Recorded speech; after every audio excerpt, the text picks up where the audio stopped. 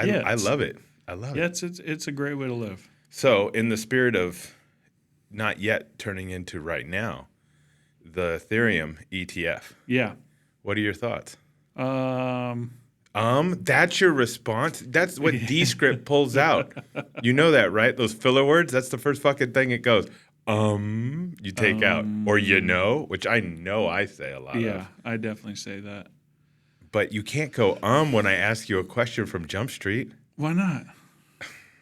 I just told you. It's because Descript automatically wants to take it out. Yeah, but I'm editing it, not Descript. So I know, but even Descript knows that a terrible response. well, I don't know. I haven't really thought about it at all. If you ask me like, hey, like how's the Bitcoin ETF going? Like great, but Ethereum, you know my thoughts on Ethereum. I don't even think it should be I don't think it should be. Well, for somebody who's just tuning in, Yeah. what are your thoughts on Ethereum? Let's kick that one off. How about that? My Before we even thoughts on go Ethereum? into ETS. Okay. Well, I don't think that they should have gone proof of stake.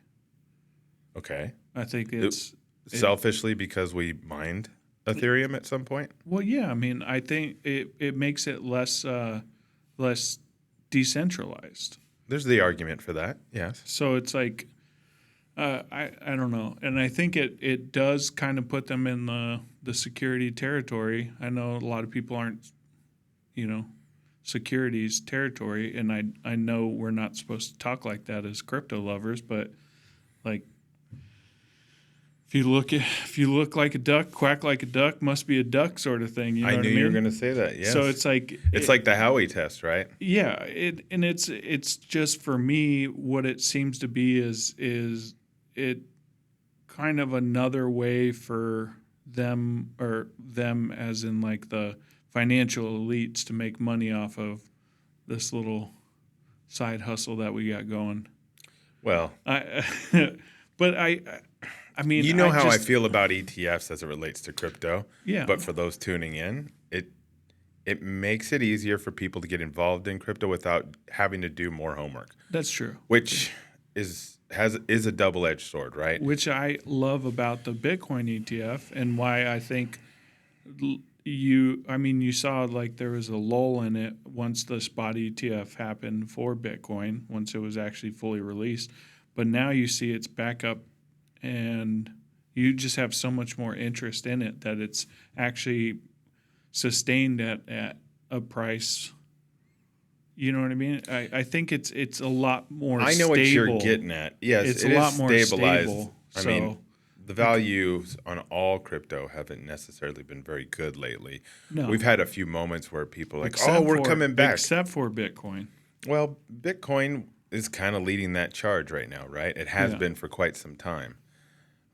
It's been deemed not a security as of right now. Yeah.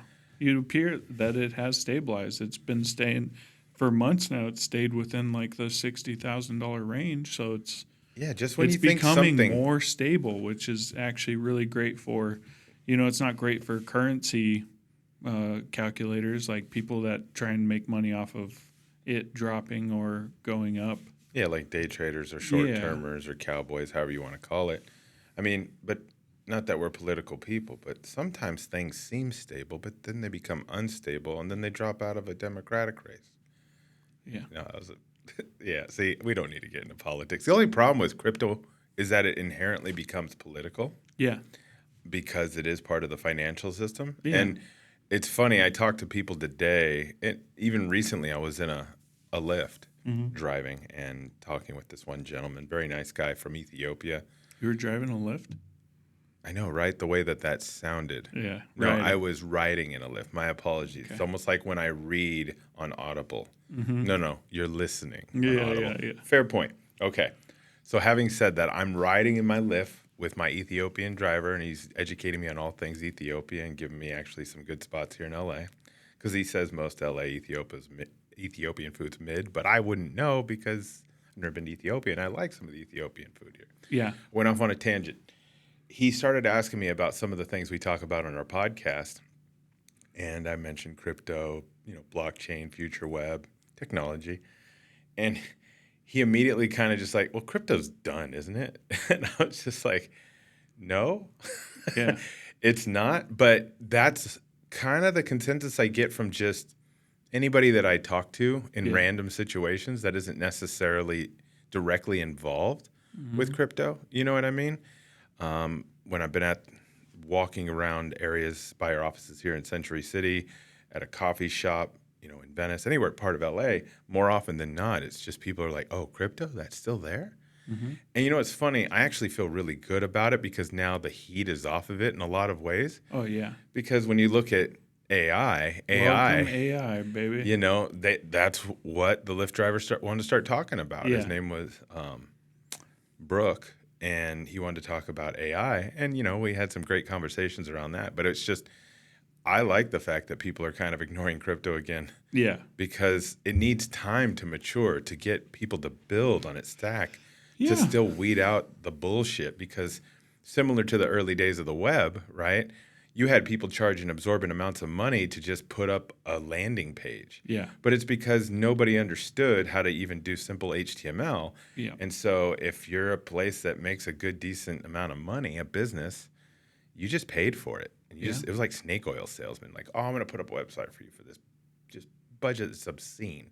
Yeah. You know what I mean? In the late 90s, early 2000s especially, crypto's kind of like that. I mean, we're not doing anything different. And then as far as mid-2000s blogs.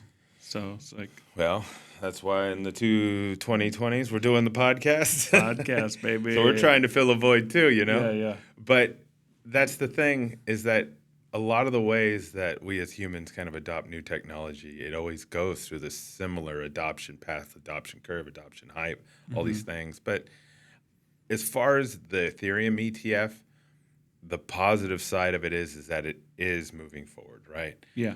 The side that I'm not the biggest fan of is that it continues to put middlemen in places where they create no value, in my opinion. That makes sense. You know what I mean? Yeah. I think real estate agents need to turn into concierges more than saying that they're doing more than they are. Now, mind you, there are a lot of really good real estate agents that go above and beyond, but I think they're more the exception than the rule. Again, just an opinion.